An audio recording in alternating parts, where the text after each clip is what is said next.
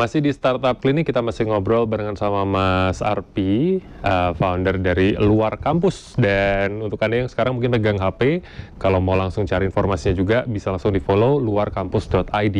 Karena tadi saya sudah sempat lihat juga, dan ternyata memang banyak testimoni juga, gitu ya, banyak informasi menarik di sana. Dan juga nanti kita akan ngobrol lebih banyak lagi barengan sama Mas Arpi yang hadir bersama kami secara virtual lewat Zoom. Nih Mas, kita ke platformnya ya. Luar Kampus ini kan berarti banyak fitur yang disajikan atau diberikan untuk pengguna dan juga berbasis teknologi. Mungkin boleh diceritakan fitur-fitur apa saja yang ditawarkan dan mungkin teknologinya gimana dimanfaatkan untuk bisa memberikan kepuasan yang maksimal untuk para usernya. Oke Mas, terima kasih. Jadi di Luar Kampus sendiri yang pertama adalah kita punya dua pilar ya. Yang pertama adalah pilar informasi, yang kedua adalah pilar persiapan. Jadi dari sisi informasi, ini kita scraping data all around yang ada di internet, baik itu yang ada di sosmed maupun di website-website masing-masing kampus, sama beasiswa-beasiswa yang terpublikasi secara offline gitu ya. Kadang ini kita kerjasama dengan kampus-kampus atau pemberi beasiswa yang memang sudah rutin memberikan informasi beasiswa dari yang sebelumnya konvensional, akhirnya mereka digitalisasi untuk informasinya lewat Luar Kampus salah satunya. Sama yang kedua adalah pilar persiapan. Jadi setelah mereka tahu informasi, mereka harus persiapan kan, gimana caranya supaya bisa lolos beasiswa tersebut. Nah ini kita masukkan ke dalam kelas-kelas, kita berikan referensi-referensi dokumen, kemudian kita juga baru bikin beberapa latihan tes, termasuk bahasa, misalnya IELTS segala macam, kemudian untuk tes-tes yang berbasis tulis, tes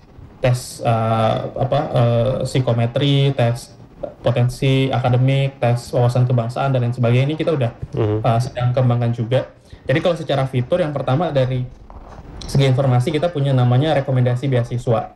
Nah ini kita profiling diri kita gitu ya, umur, asal daerah, jenjang pendidikan, dan lain sebagainya. Jadi semua fase ya, kita mau dari SMP sampai S3, kita mau umur berapapun, ini otomatis dicariin di rekomendasi beasiswa. Kemudian yang kedua ada kalender beasiswa. Di sini adalah tempat untuk eksplorasi. Jadi kita bisa cek beasiswa tiap tahun tuh ada berapa sih. Di SMA ada apa, di SMP ada apa. Jadi meskipun kita sekarang masih SMA, tapi kita udah bisa mulai ngeraba-raba kira-kira nanti di S1 beasiswanya itu ada apa-apa aja sih gitu. Sehingga meskipun kita masih kelas 10, kita udah punya visi ke depan. Oke, next 3 tahun lagi aku pengen daftar beasiswa A, B, C, D ketika nanti S1. Itu udah jadi lebih panjang persiapannya. Kemudian yang ketiga ada kalender event. Jadi untuk kita bisa lolos beasiswa itu kan kita butuh portofolio yang bagus ya.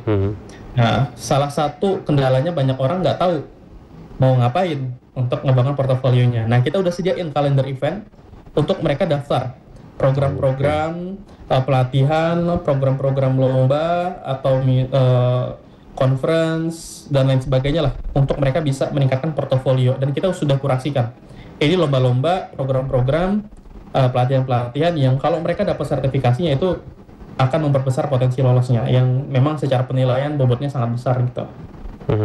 Kemudian dari sisi pendampingan atau persiapan, kita punya kelas tutor. Ini tiap beasiswa kita bedah satu persatu, karena memang setiap beasiswa cara daftarnya beda-beda, isian formulirnya beda-beda, dokumen yang dipersiapkan beda-beda, tema esainya berbeda.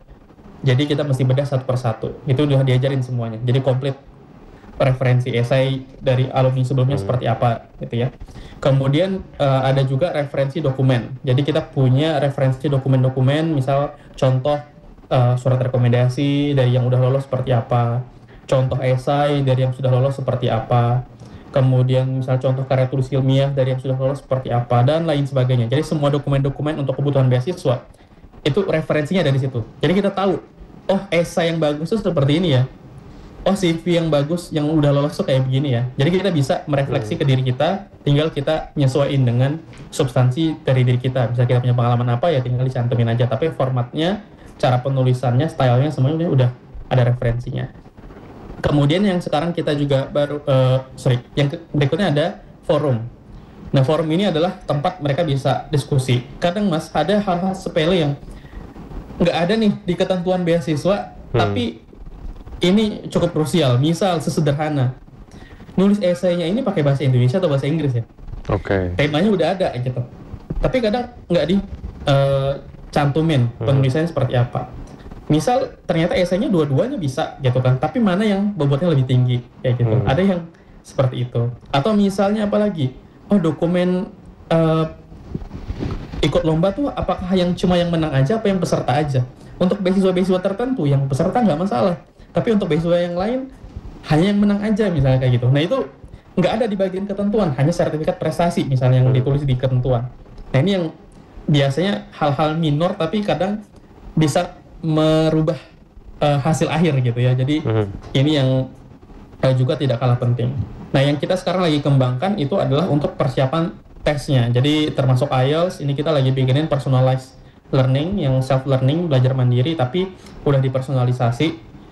Kemudian ada juga untuk tes-tes. Jadi kita nanti bikin AI untuk latihan wawancara, kita bikin latihan tes soal untuk misalnya tes potensi tes potensi akademik, tes wawasan kebangsaan dan lain sebagainya. Jadi kita harapannya kalian udah nggak perlu kemana-mana lagi, mau persiapan beasiswa tuh cukup di satu platform ini aja. Dari informasinya, cara daftarnya, latihan seleksinya, sampai semua referensinya tuh ada di situ gitu. Itu yang kita coba kembangkan terus Mas. Itu.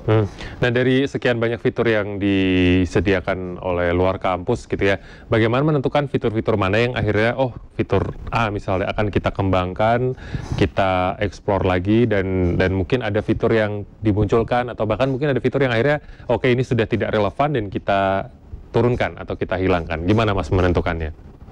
Oke. Kebetulan hampir tidak ada fitur yang pernah kita buang sejak hari pertama diluncurkan gitu ya. Jadi semua fitur itu hanya di-expand aja, jadi hanya dikembangkan tapi tidak sampai di take down gitu ya. Karena memang basisnya adalah kebutuhan. Jadi sebelum membuat fitur baru, kita tuh cukup dalam untuk melakukan riset lah, meskipun risetnya riset kecil-kecilan ya. Di mana kita interview para calon pelamar beasiswa untuk tahu sebenarnya apa sih yang menjadi kendala mereka sejauh ini. Misalnya yang awal-awal gitu ya, Kak, beasiswa tuh emang banyak tapi aku nggak tahu beasiswa apa yang bisa aku daftar. Emang bingungnya di mana gitu. Aku anak PNS Kak, nggak bisa dapat SKTM, aku kampusnya swasta segala macam. Oke. Berarti kita balik nih prosesnya, kamu gak usah cari, yang nyariin kita. Jadi kamu tinggal masukin profil aja. Lahirlah fitur rekomendasi beasiswa. Oke.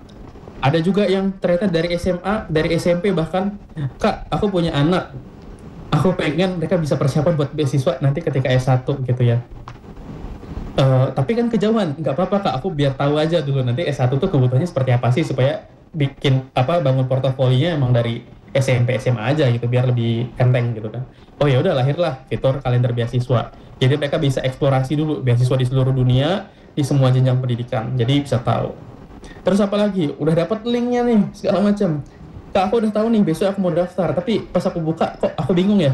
Ini cara ngisi formulirnya gimana, cara bikin akunnya gimana segala macam. Atau cara bikin esainya gimana sih, proses brainstormingnya segala macam. Nah, akhirnya lahirlah. Oke, kita coba bedah per satu-satu beasiswa. Lahirlah fitur kelas gitu ya. Kemudian ya tadi udah tahu semuanya segala macam, ternyata ada hal-hal minor yang dia mau tanyain. Ya akhirnya lahirlah fitur fitur forum kayak gitu.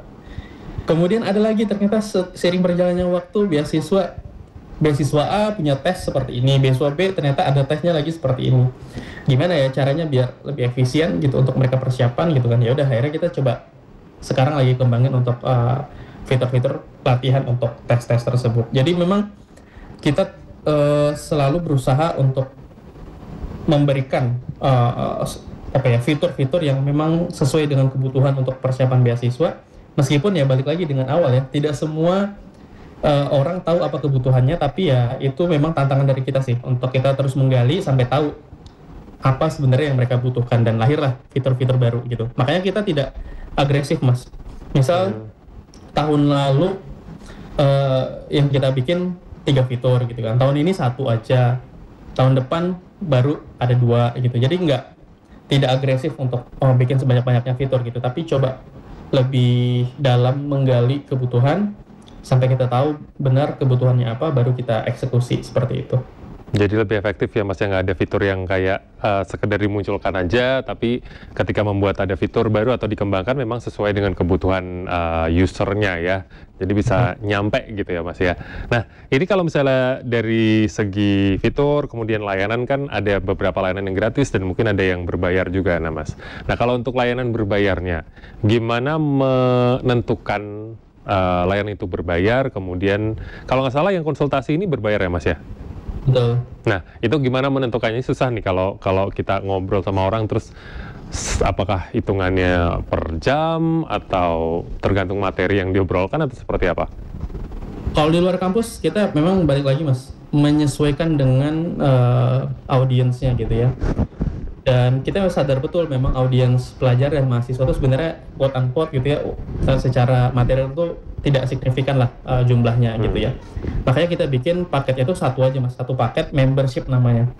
Membership bisa akses semua fitur selama jangka waktu tertentu. Okay. Misal sekarang pricing kita ada di 150.000 untuk akses semua fitur selama setahun. Jadi dia bisa diskusi aja sepuasnya dia gitu. Sangat terjangkau berarti ya Mas ya memang ya dengan harga segitu gitu setahun. Betul.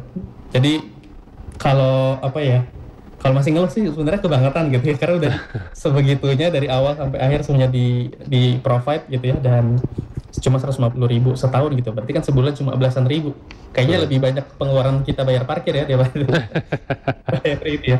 Tapi secara benefit ya mostly 80% member luar kampus itu lolos beasiswa dalam waktu kurang dari 8 bulan. Artinya belum nyampe membershipnya habis sudah pada lolos gitu. Jadi ya begitu kita coba ngebantu para member gitu. Sejauh ini berapa Mas, boleh di-share mungkin berapa banyak user yang sudah bergabung ke luar kampus, mungkin perkiraannya ada nggak? Berapa ratus ribu mungkin? Berapa juta? Kalau user kita sekarang di 850 ribuan, jadi kurang lebih 850 ribuan, dan itu tersebar sih di seluruh Indonesia, dan ada juga diaspora dan juga beberapa negara yang memang banyak ternyata natif penduduknya yang tertarik pakai luar kampus. Jadi kadang kita tuh dapat chat Mas dari Taiwan, dari Australia. Ternyata bukan hanya masalahnya di Indonesia aja rupanya, masalahnya di dunia rupanya. Susah mereka mencari informasi beasiswa. Termasuk kayak kemarin saya baru ketemu teman dari Singapura gitu ya. I wish our country have this kind of innovation ya bilang. Karena emang nggak ada. Bayangkan semaju Singapura aja mereka nggak punya satu data beasiswa yang komprehensif untuk bisa profiling gitu. Sama, mereka masih gedor-gedor pintu, masih ngecek satu-satu website juga. Dan ya ini yang juga menjadi optimisme sih di luar kampus. Wah ternyata solusi ini kayaknya bisa cocok dengan negara-negara lain seperti itu. Oke, sebagai foundernya luar kampus Mas, kalau dibilang tadi kan mungkin di negara lain ada yang belum punya. Kalau akhirnya nanti ada yang lain mengcopy atau mungkin terinspirasi membuat platform yang sama, gimana menyikapinya dari Mas Arpi sendiri? Mas, karena kan visi kita adalah ngebantu biar aksesnya jadi lebih terbuka, dan ya memang kalau misalnya ada yang coba bikin juga nggak apa-apa gitu. Cuman kayaknya perlu menyadari gitu ya. Kalau yang saya amati adalah bahwa kalau bikin kayak luar kampus ini sebenarnya bagi orang yang punya uang ini tuh receh gitu, nggak ada uang gitu. Tapi buat orang yang nggak ada uang ya itu cukup lah gitu ya. Tapi di sisi pengembangan ini ya cukup rumit gitu kan, karena kita mesti profiling, mesti bikin algoritmanya segala macam gitu. Dan sekali lagi Mas, orang yang punya pengetahuan dan juga pengalaman tentang beasiswa dari sebagai pendaftar, sebagai orang yang coaching, sampai orang yang nyeleksi itu nggak banyak gitu yang mereka punya tiga pengalaman tersebut. Nah mungkin itu sih yang menjadi tantangan kenapa nggak banyak orang yang ngelirik sektor ini gitu. Karena memang ya secara total uang ya nggak mungkin lah mereka bisa jadi unicorn di sektor ini gitu. Tapi di sisi kebutuhan sebenarnya kebutuhannya sangat banyak sekali. Dan poin plusnya lagi mungkin foundernya luar kampusnya mengalami semuanya ya Mas ya, dari awal sampai akhirnya sekarang tahu rasanya. Jadi memang secara apa ya, mungkin feelingnya juga dapat banget, jadi punya kemampuan juga dan kemauan untuk bisa membantu yang lain juga gitu ya Mas ya. Oke, baik, kita akan kembali jeda sejenak saudara, dan kami akan kembali lagi setelah yang satu ini.